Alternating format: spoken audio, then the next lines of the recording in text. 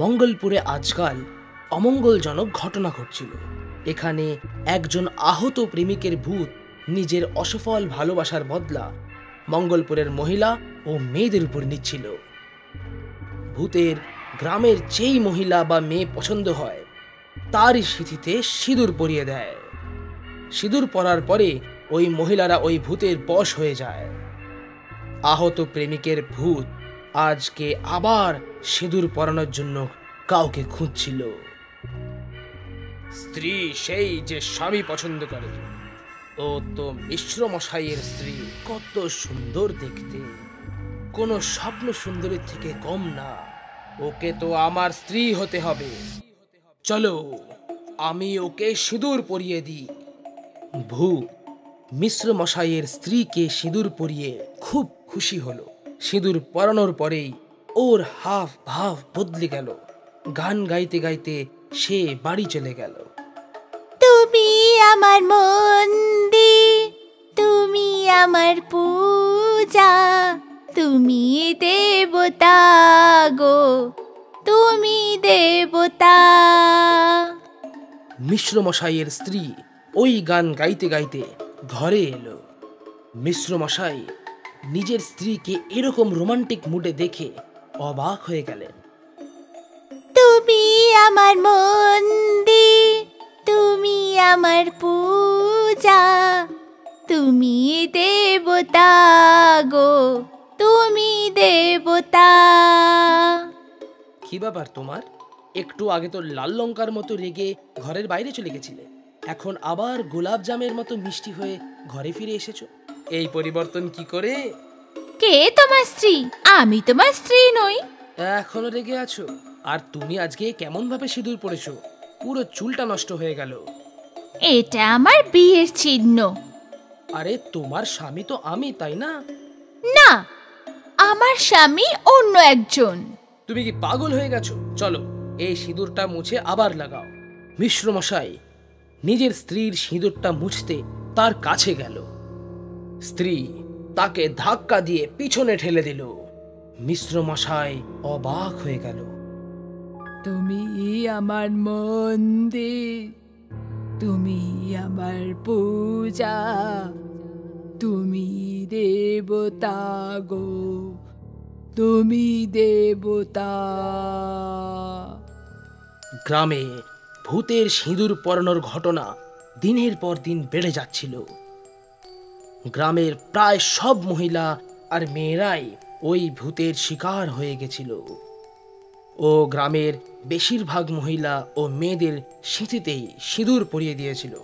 গ্রামবাসীরা এই সিঁদুর পরানো ভূতের প্রতি বিরক্ত হয়ে পুলিশের সাথে দেখা করল, কিন্তু পুলিশের কাছে এর কোনো সমাধান না পেয়ে অন্য গ্রামের তন্ত্রমন্ত্র করা এক ওঝার বাবার সাথে দেখা করল।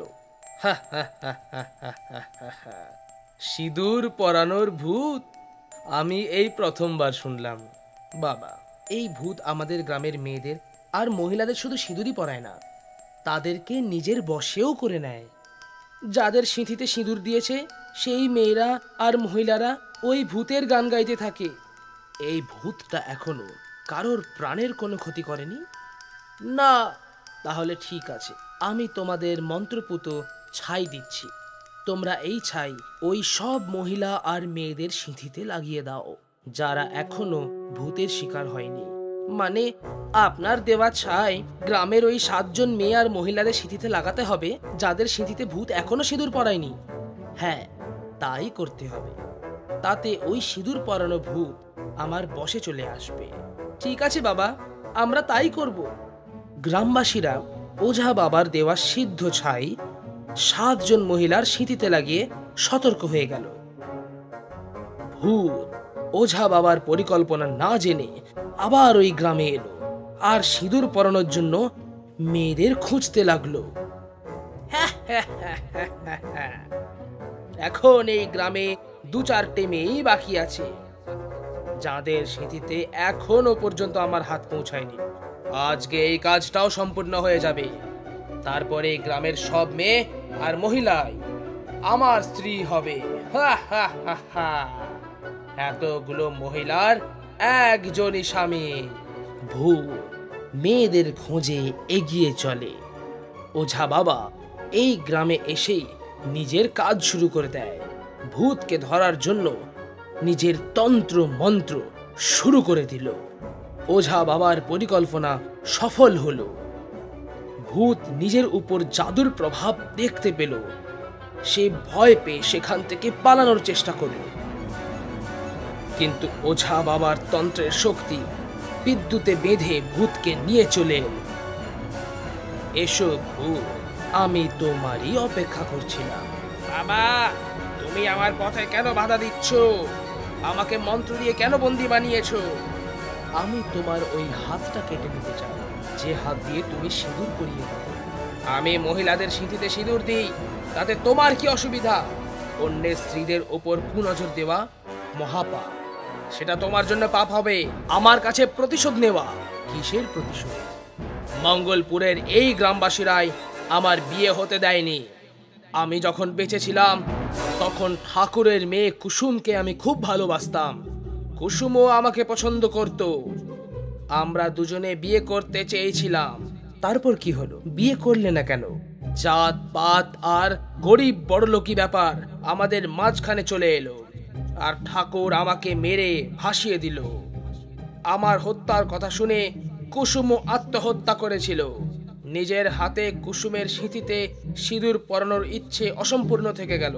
তাই সেদিন থেকেই আমি প্রতিজ্ঞা করেছিলাম, আমি এই গ্রামের সব মেয়ে আর মহিলাদের সিঁথিতে সিঁদুর দেব।